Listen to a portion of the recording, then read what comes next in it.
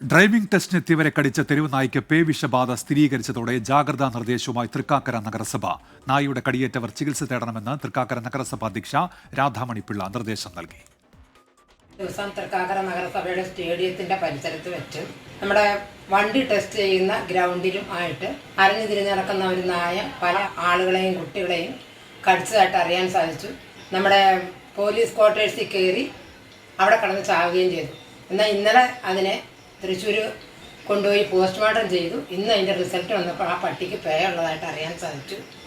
അതുകൊണ്ട് അലഞ്ഞു തിരിഞ്ഞ് നടക്കുന്ന പട്ടിയാണ്. ആ പട്ടി ആരെങ്കിലും കടിച്ചിട്ടുണ്ടെങ്കിൽ അവിടെ ഉടനെ തന്നെ നമ്മുടെ കാക്കനാടുള്ള പ്രാഥമിക ആരോഗ്യ കേന്ദ്രത്തിൽ ചികിത്സ തേടേണ്ടതാണ്.